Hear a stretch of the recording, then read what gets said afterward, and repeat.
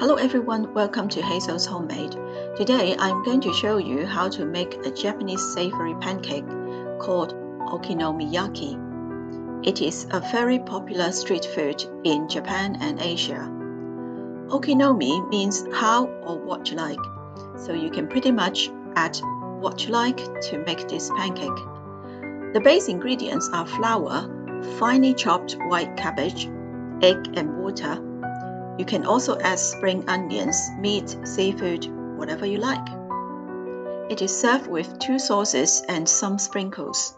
The sprinkles are shaved bonito flakes, which is smoked tuna flakes, pickled ginger and seaweed powder.